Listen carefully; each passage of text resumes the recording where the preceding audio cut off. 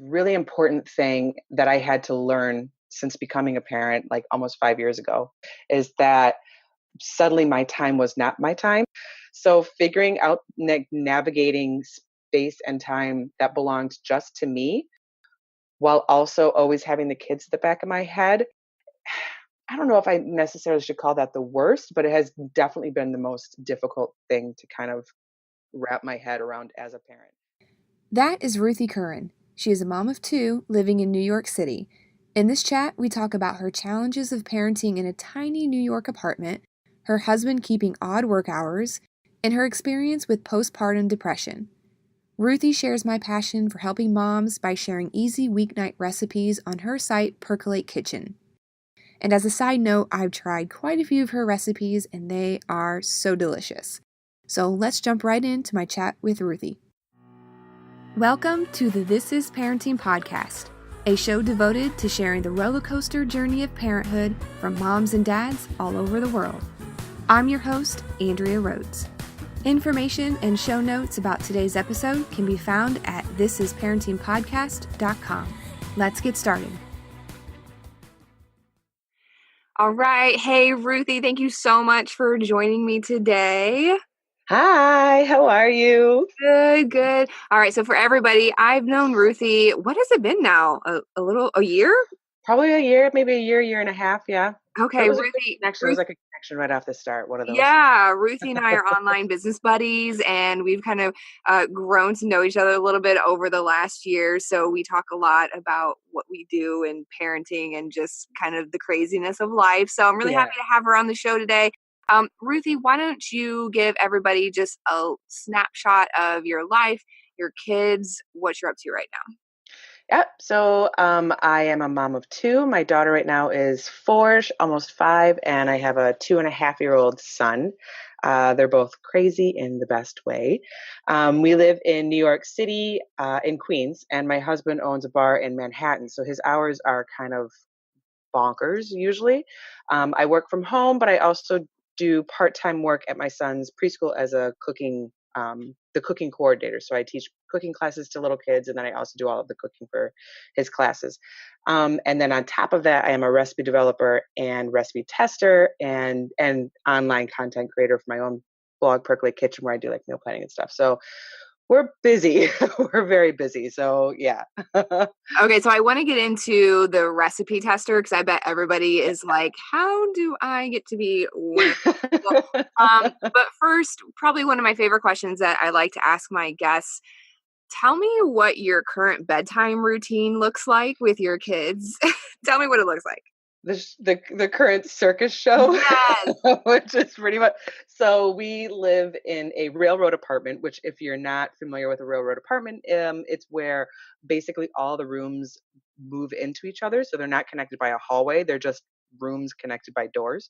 So we have a 3-bedroom, but it's weird.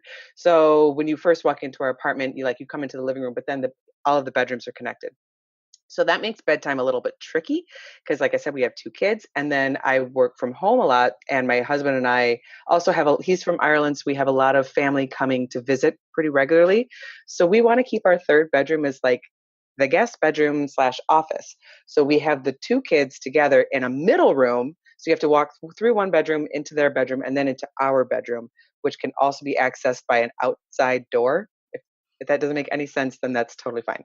But it just adds to the insanity of our bedtime routine because you have to bring your front door keys to do the bedtime routine when you're putting one kid down, and then you have to make my youngest, and then you have to make sure that he's totally asleep. When then we sneak in with the 4-year-old, which, like, if you've ever whispered with a 4-year-old, Oh my. they don't know how to whisper. It's all stage whispers, which inevitably wakes him up. And then, yeah, and then you have to leave through your front door and come back in around to your living. It's crazy. Are So, you tiptoeing through the rooms to get to your bedroom at the yeah, end of the night? sometimes I give up and I leave out one door and I go outside my apartment and I come in another outside just to go to my bedroom. So I don't have to wake the kids up and like deal with that drama. My husband, strangely, is much more stealthy than I am, even though he's a really big guy. And yeah, he can sneak through at night, but for some reason, I always like step on a toy or I like bump into the crib as I'm walking by. Yeah, so Your it's a stealth circus. skills. Your stealth skills are not up to Which par are yet. crappy. Yeah. Wow. All Yeah, right, so not very productive. that's So New that's my York. bedtime routine. It's kind of a mess. That's New York living for you, huh? Yeah. Yep. Pretty much. Well, then you might have already answered this question, but tell me what is something you would say is unique about your parenting journey? I think something that's unique about my parenting journey, let me think. Well, we are living in a international immigrant family. Like I said, my husband is from Ireland, so we've and I'm from Michigan originally. So we've been through the whole green card citizenship. Actually, he's not yet a citizen, but we've been through that whole thing. So I feel like that gives us a really unique perspective on parenting in the U.S. as parents, as younger parents. We live in New York, like I said, and I'm from Michigan, so we have no family around. I have my closest is in my sister-in-law lives in just outside Boston. She's in New Hampshire, and so that kind of gives us a uniqueness where we had to very much build our own village around us while remaining close with our family who are in totally separate locations and dealing with the immigration stuff on top of all of that and like passports for our kids and their own citizenship to Ireland. And so, yeah, I'd say that navigating all of that is a little bit different from a lot of my mom friends, no matter where they are, whether I have parent friends here in New York or Michigan or Baltimore, where we used to live. Uh, um, yeah, that definitely adds another odd level in our parenting. Okay, so tell me a little bit more about your husband being from Ireland. How does that influence your parenting with him? Are you guys on the same page most of the time, or is there some cultural differences with him and how he grew up? I think one of the things we've been together for a really long time. We started dating when we were 19 and 20, and now we are in our late to mid 30s. So it's been a while, and I think that gave our relationship was so strong by the time that kids came along. That helped, and we also, even though he was raised in, he's from Dublin, and I'm from a small town in Michigan. We had very similar upbringings. We're both Catholic. We both come from similar sizes of families. Our moms worked part time while our dads were the main breadwinner. So I feel like that gives us unique perspectives because I would vacation like going to the lake for a weekend and he would go to Spain. So there are some differences in that where he was like, oh, we just went to Spain for a week. Like, oh, just go to Spain for a week. Cool. So that some of those things are a little bit different, yeah, obviously, but surprisingly, we have really similar backgrounds, and that makes it easy and also interesting. So the cultural stuff is more just, um, oh, silly things like he'll be like, "Oh, you remember some random TV show that I've never heard of?" And he'll be like, "This was my childhood," like that kind of stuff that I wouldn't have any idea what he's talking about. But culturally, there was a lot of similarities, to be perfectly honest. Okay, that's great. Okay, Yeah, but perfect. it's interesting. Yeah. Okay, so tell me right in this moment, what is the worst thing about being a parent? Right now, the worst thing about being a parent, I think, is the unpredictability of where my time is. Like, I think a really important thing that I had to learn since becoming a parent, like almost 5 years ago, well, six if you count the pregnancy, is that suddenly my time was not my time. And obviously, you know that when you get pregnant, like everybody tells you, but then it actually happens, and you're like, I can't. My husband owns a bar, which means he works at nights, and the realization would hit me that at night, after my daughter was in bed, I couldn't go run to the deli and grab like a thing of milk. Like I was legit trapped in my home if I was the only one there. So figuring out navigating space and time that belonged just to me while also always having the kids at the back of my head. I don't know if I necessarily should call that the worst, but it has definitely been the most difficult thing to kind of wrap my head around as a parent is creating space for all of us, for myself and for me as a mom and me as a wife and a parent, and all of that has been interesting and not always fun, So to be perfectly honest. how do you think you're navigating that now? I think some days are better than others, some weeks are better than others. I do okay when I can be communicative with my husband about what I want, and when we're able to work in sync, then it's awesome. But it's not always like that. I mean, that's life, you know? So yeah, sometimes I'm really crappy at it. And sometimes I'm a lot better. It's all Well, figuring out that balance. so on the other side of that coin, then what is the best part about being a parent right now? The best part about being a parent is right now, my son is, like I said, 2.5, so he's just starting to talk a lot. And my daughter is almost 5, and she's so interesting. So, like, seeing their personalities move from a baby that you take so much care of to being these little people with thoughts and crazy, ridiculous ideas and a sense of humor.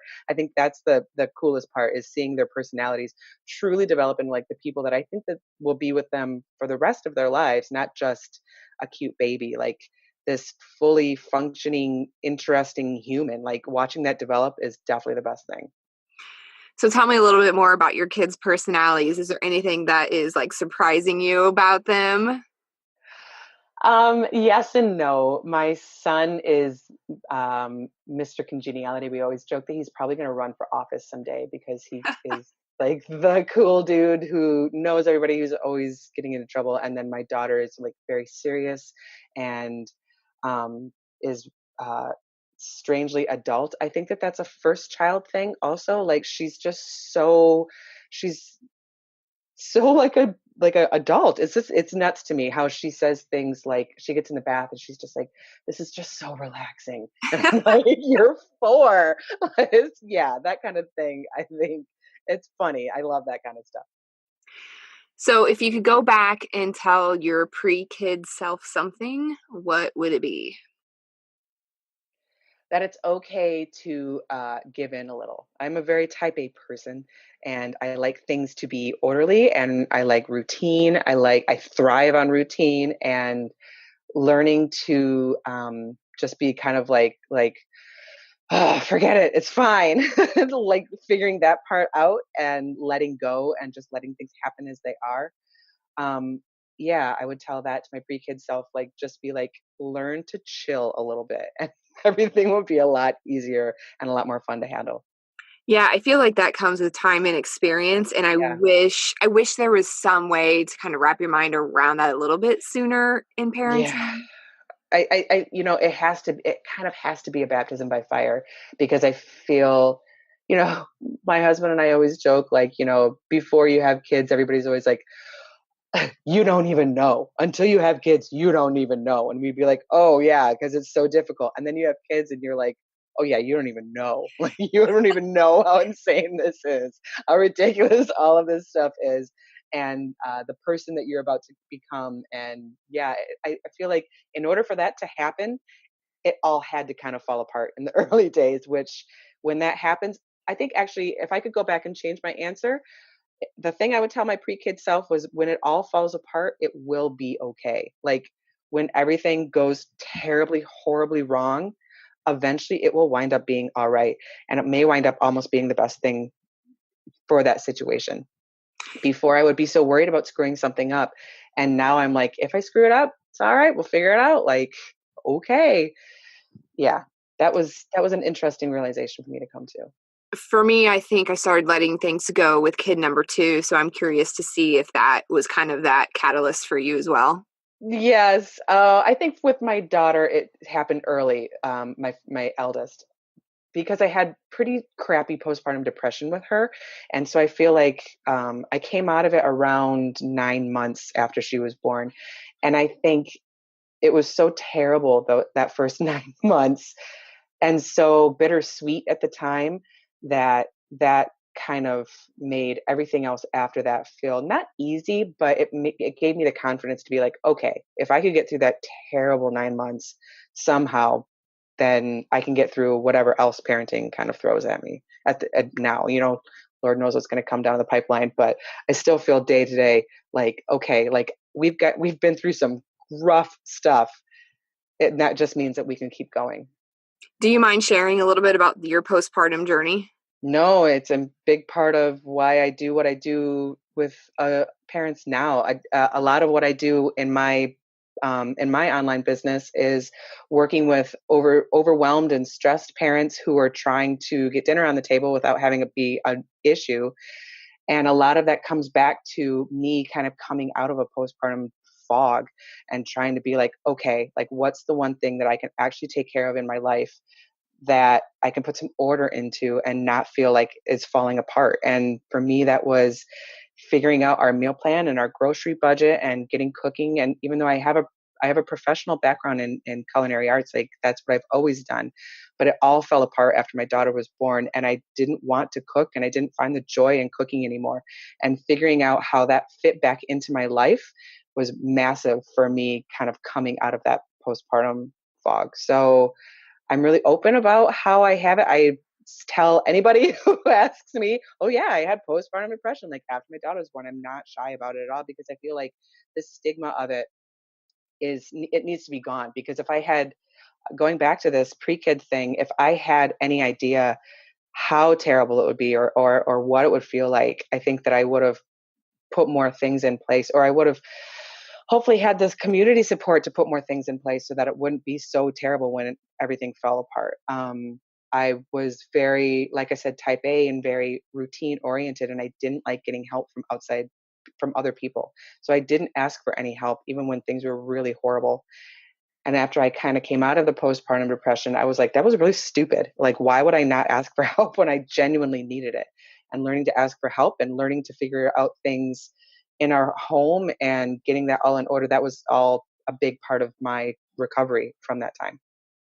Yeah, I wish that there was, I don't know if your doctors with your follow-up appointments had those little screeners at the They pediatrician's They office. did, and you know what? I lied because I Yes. was so scared of being judged Yes. by my wonderful midwife, but my head was not in the right place, and I was like, never had all these anxiety thoughts. No, I never thought of these terrible things. Never felt this way. Nope, nope, nope. Like because I was so worried that she would think something was truly wrong with me, which it was. Like I Right. needed the help, but yeah, I fully lied on that 6-week interview.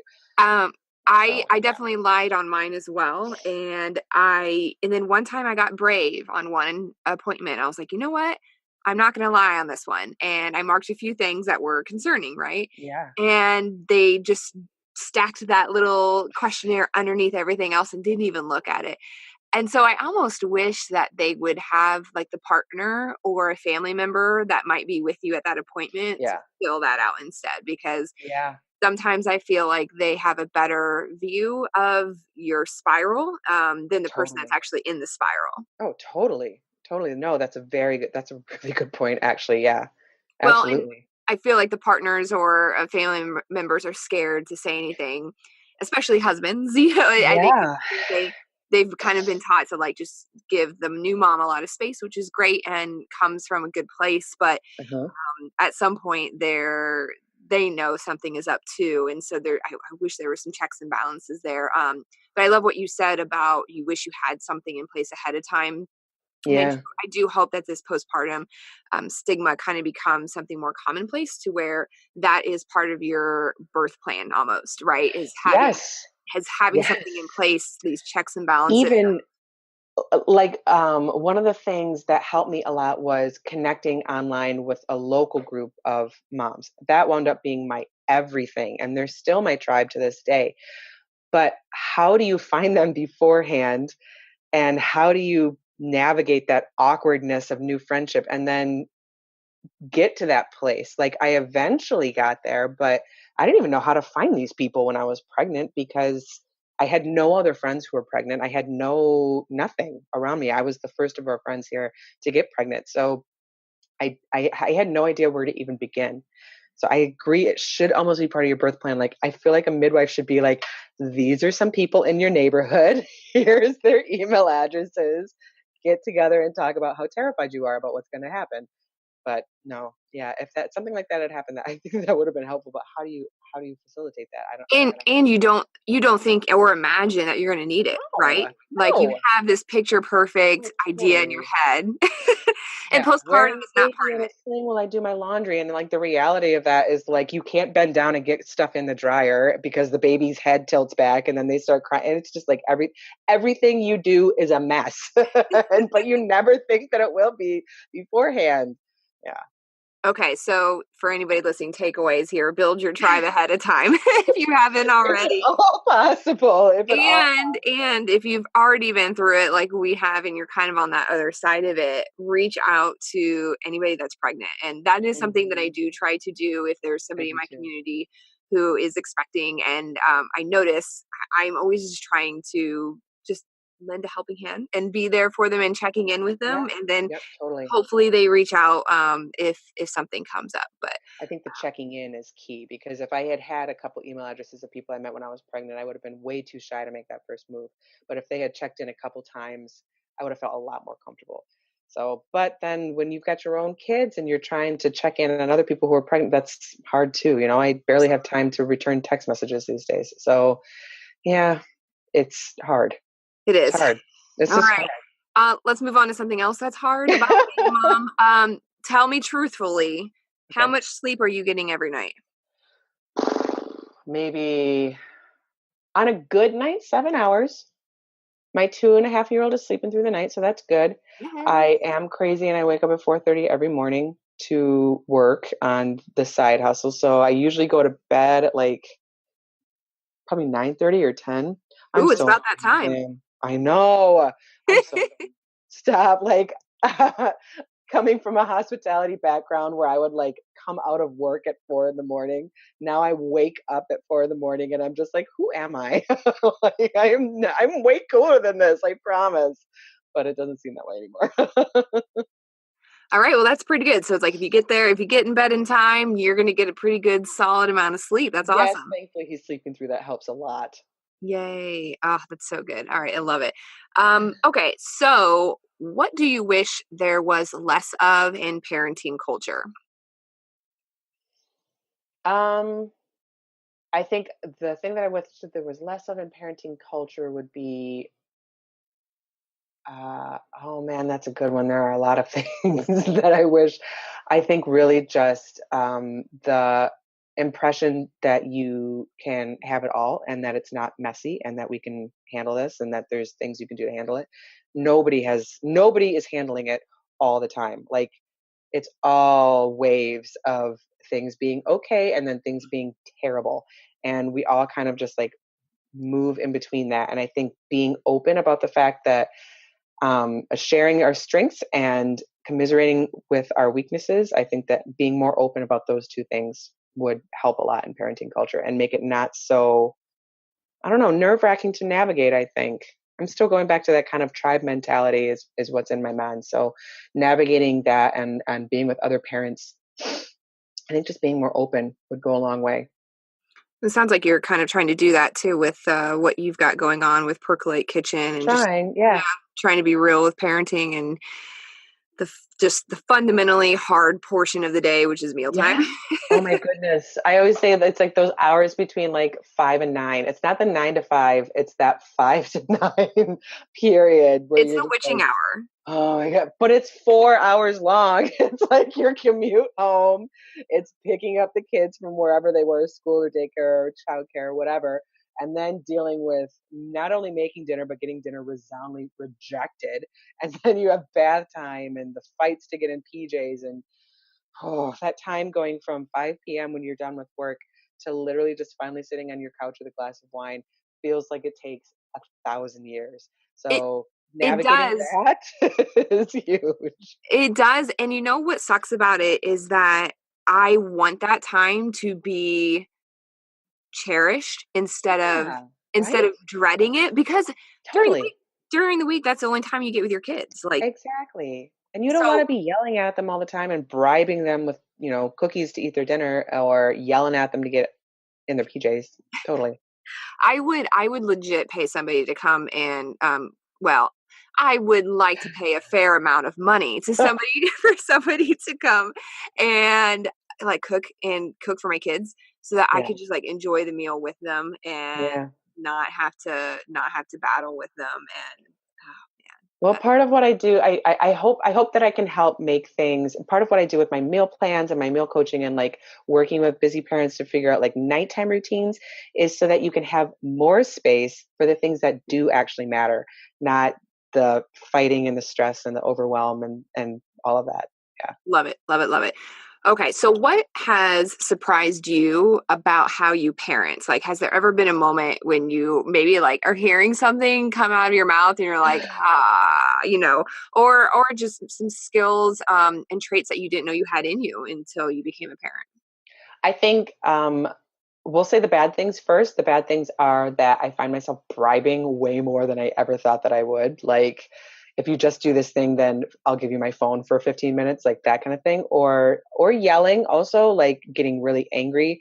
And when I get angry, I tend to clap at my kids because like, obviously I would never hurt them physically, but you're so irritated that you're just like, stop it.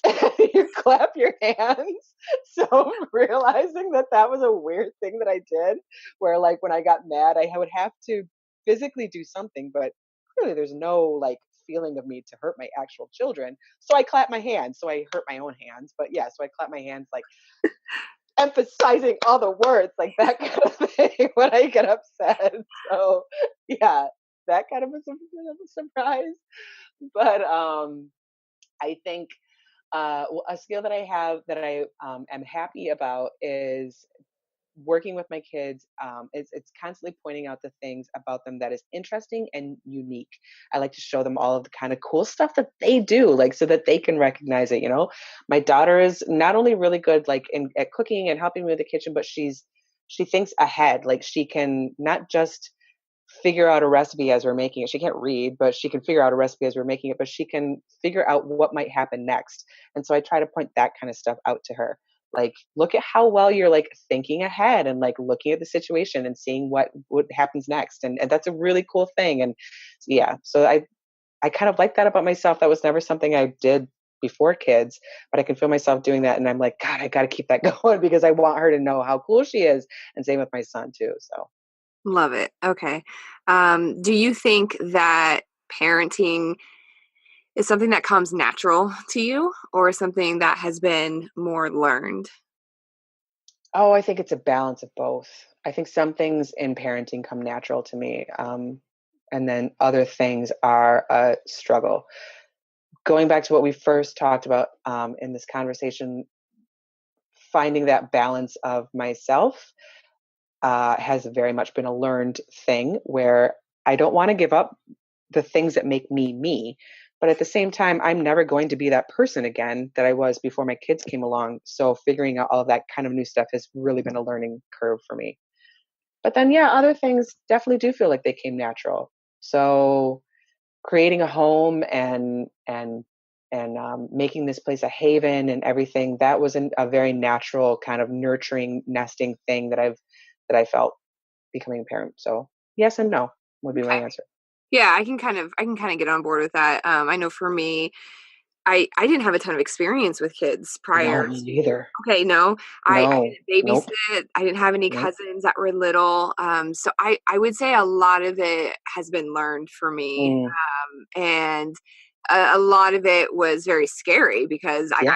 don't even know how to hold the dang baby. Yes, yes. Why did Um, I think I could do this on my own? But yes, totally. oh yeah, when you're terrified to leave the hospital that first time, you're like, really, you're Oh my sending home a goodness. child with me? This A doesn't. person? This is a real person. You know that, right? Yeah. But yeah, I would agree that there's some other aspects of it that I do. I saying that it came naturally, I don't know, just seems a little foreign to me.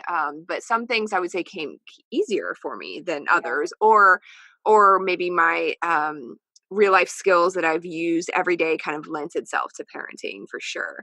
But that's always been like an interesting question for me, just as somebody that didn't have a ton of experience with kids growing up of how other parents feel about their natural gift towards parenting. So that's always It's a good interesting. question because I definitely look at some people and I'm like, "Gosh, she's so good at that. Like, how do you be so good at parenting?"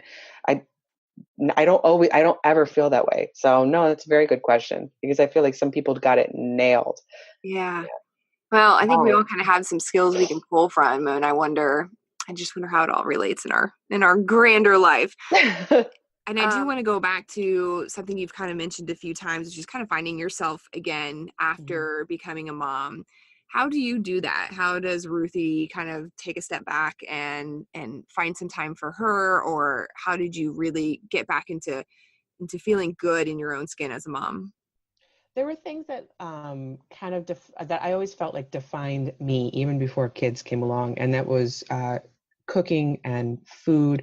And then also, I'm very much of an introvert, and there were some hobbies that I always really loved, like cross stitch, embroidery, that kind of thing. So making sure that I had space to do the things that I have always done and always felt connected with, and also connecting with people who knew me from before children, staying close with my best friends that I grew up with, and making sure that our lines of communication stayed open. And I have to say that they were way better at this sometimes than I was. And I'm really thankful for that. And I think that a lot of that helped me remember what it was like before kids and the me that I still am. So yeah, just keeping space open for my stuff and not losing that after kids came, which is really easy. And I feel like once you lose it, it's a lot harder to get it back than trying to make sure that you keep that space there always, which is not an easy thing to do. It's not easy for me to just leave and have some time for myself. Like how my husband works 100-hour work weeks, like how am I going to do that? But trying to find that space wherever I could, I think I think definitely kept it's me. really great advice. And always squeezing some of that. Everyone talks about me time, but Yeah. it's not as easy as getting a pedicure. It's just not like Oh my goodness, I'm no. really I tired of that just wrote a conversation. post about that on my blog where I was like, these are things that you can do for self-care that aren't that don't require you having to scrub your tub out before you actually do them. Like that's what has to happen here. I literally have to like clean my husband's beard hair off the bottom of the tub if I want to have a bubble bath and like soap scum and put away 40 toys. Like that's not self-care. But finding things like going for a walk and listening to my podcast, like that is something where it's only me and I don't have to require any extra effort in order to do so. Like that to me is a big self-care, like stuff that relates only to you where you don't have to go out of your way to do so. Go And even manicures and pedicures. yeah, hey, if pedicure is what gets you If there, that's your that's jam, cool. Yes. if it is so meaningful to you to slip into that bubble bath that you are like willing to clean up all the soap scum and suction toys, then do it 100%. But like for me, that gives me major anxiety. Going to get a manicure and waiting for the polish to dry gives me so much anxiety that I don't do that when I'm on my break. That's not me time, but that's just me. So finding the things that I like that keeps me me, yeah, that's important, and it doesn't have to be what every article on Pop Sugar tells you that it's going to be. Yes, and I think that is so important. Is kind of taking the time to try some things, right? Like Yeah, maybe it is the pedicure, but then you go and you try and you figure out you have some anxiety over it, right? exactly. So, trying different things and reaching out into your community is exactly what you have to carve out some of that for yourself. So I couldn't agree You have more. to listen to yourself. You have to be open to the stuff that you want, Yeah. I think, and And and make that important. and I do think deep down, like you can sense that something is a little off. Hmm. And when you do, you have to address it, right? Instead of letting that fester for too Yes. long. Yes, truly. Yep. Okay, so love the conversation. Thank you so much for being here. Why don't you share with everybody where they can find you, what you're kind of up to, what's going on in your world? Yeah, so my blog is called Percolate Kitchen, just percolatekitchen.com. And on there, I share a lot of like simple routines, weeknight routines, really easy recipes. Everything's usually under 30 minutes. And then I have a membership slash course called Uncomplicated Kitchen. I have an ebook out, and then I have a new cookbook that's being published in February called the Healthy Sheet Pan Cookbook. So yeah, there's a lot of irons in the fire at the moment. Awesome. Perfect. We'll have all that stuff linked in the show notes if you're listening, so go check those out. Ruthy, thank you so much for coming. I really appreciate Thank you. It was good talking to you, girl. it. A big thank you to Ruthy Kirwan for joining me today. A link to her website, percolatekitchen.com, is available in the show notes, and please go check out her new book, which by the time this airs should be out. It's full of easy and healthy sheet pan recipes, which if you haven't tried will change your life. They make busy weeknight meals so much easier, so go check that out. And if you liked this episode and want to tell me all about it, then leave me a review and a rating. The podcast gods love reviews, and the more there are, the more my podcast gets shown and shared to new listeners. So spread the love. Thank you for tuning in to the This is Parenting podcast.